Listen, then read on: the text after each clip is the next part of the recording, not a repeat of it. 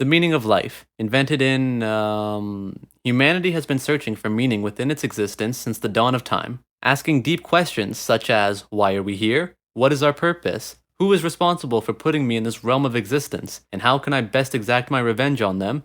When will this end? How could this happen to me? Where is It's the lamb sauce! These questions have plagued humanity and only humanity for eons. For other living things, the meaning of life seems pretty simple. Plants only exist to spray plant semen everywhere for the sole purpose of fucking with a select few human beings. Dogs exist to be perfect. Cats exist to be massive assholes. Birds exist to fucking scream nonstop. Insects exist to be fucking disgusting. Octopuses, octopi, octopussies exist to challenge humanity for the #1 spot on the planet. But for humans, there's no clear consensus on what our meaning is. Biologically speaking, reproduce and continue the existence of our species.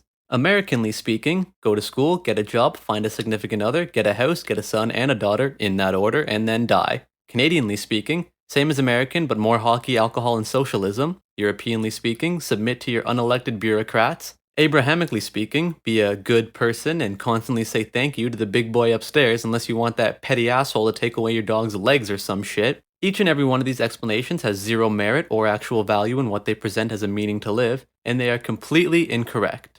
Life revolves around 5 needs, and 5 needs only, and everyone's purpose in life is to maximize how much of these 5 they have within their own life. These 5 needs are paper, clout, juice, sauce, and baseness.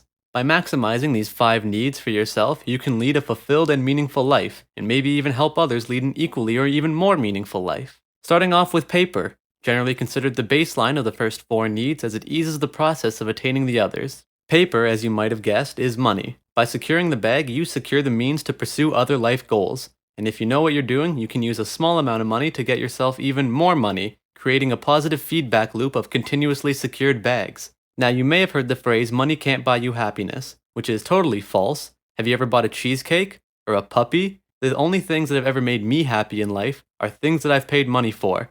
Shoes, Fireball, opioids, women. Looks like you were wrong, Polly boy. Money can indeed buy me love, you specter fuck. Money can't buy you happiness is something poor people say to convince themselves they'd be just as miserable sitting in an Audi R8 as they are sitting in a bus, which we all know is just not true.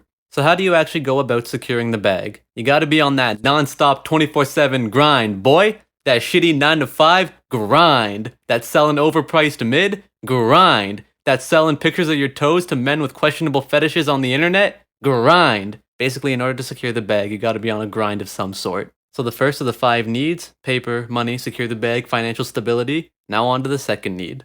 Clout. Clout is a measure of reputation, influence, and power. While generally, paper should come before clout, a la Rich Then Famous by Migos off their mixtape Young Rich Niggas, it is possible to attain clout before you attain any paper. Look at me, for example. I've built a tiny collection of clout and I'm broke as fuck. Paper before clout is not entirely a necessity, because the two can actually feed into one another. Paper can allow you to get your name out to more people more often, help you produce better things, and you can even buy some followers. Magical. Starting off with clout though, you can use your status to shamelessly self-promote your things and try to make money off of your following. So how does one go about collecting clout? Well, as stated before, you could just buy it, but if you don't want to be a total dingus, you have to do something to get yourself known within a community of people. Whether that's through being funny, doing something commendable, or being kind of an asshole. Before you know it, you'll have so much clout that people will be begging you to share a piece of it so they can get a girlfriend. And then you have to calmly explain to them that you don't even have enough clout to get women to look at you.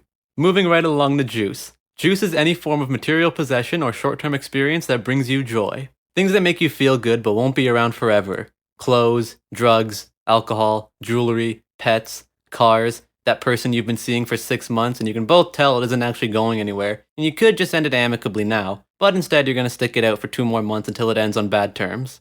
The important thing to remember about juice is that you don't want to get too attached to it, because it won't be around forever. If you become too attached to the juice, it can become a vice and put your life in a stranglehold. Alcohol, drugs, that girl selling pussy for well below market value, these things can make you happy, but if you become dependent on them, they will fuck your life harder than, well, you know.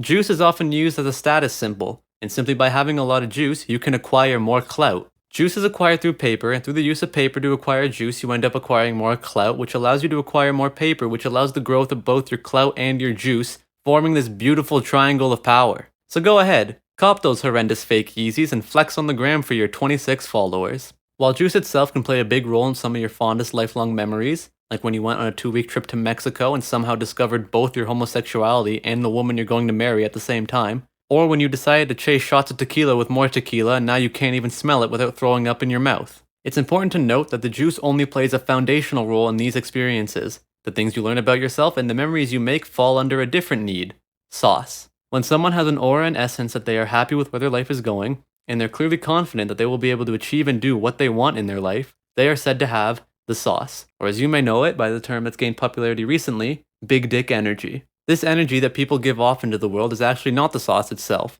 It is a result of the sauce. The sauce is the life you live, the things you do and accomplish, the memories you've made, your relationships with those around you. It's the things that bring you happiness and meaning, but don't really have measurable material value. Backtracking a little bit, when people say money can't buy you happiness, what they mean is money can't buy you sauce. The things that matter to someone differs from person to person. Maybe you want to raise a family and be as great of a parent as you can be. Maybe you want to excel in a certain field of work and make the world a better place. Maybe you just want to finally clean those dishes that have been piling up in your sink for 2 months. Whatever it is you want to achieve, things that will bring you happiness and confidence, that, my friends, is the sauce. It should be noted though, there are some dangers associated with the sauce. When someone achieves a lot, once they start getting a taste of happiness and confidence, they can sometimes go overboard in that. Or sometimes people commit to a lifestyle that makes them happy in the short term, but damages them and the world around them in the long term. This state of being is known as being lost in the sauce. To show you what this means, we will look at the story of the king of the sauce, Gucci Mane. Growing up, Gucci Mane loved trapping. You know, real hood nigga shit. Drug dealing, gang violence, hunting endangered animals for sport. And he took his love of trapping all the way with him through his rise into wealth and fame. Hood shit was just part of his lifestyle. It was a large component of his sauce. Until 2014, when he was arrested because he couldn't stop beating the shit out of his fans or carrying illegal weapons. While sitting in prison, Gucci reflected on his life, thinking, man, I'm 36 years old.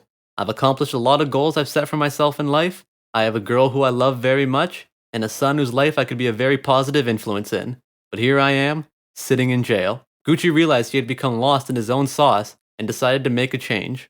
I don't even have to tell you what changes he made. Just look at these pictures of Gucci before and after his 2014 prison sentence. The man went to jail as a caterpillar hopelessly lost in the sauce, and he emerged a beautiful man butterfly in full control of the sauce. A truly uplifting story. And now for the fifth and final need, we need to take a look at the most uplifting and inspiring person there is, Lil B.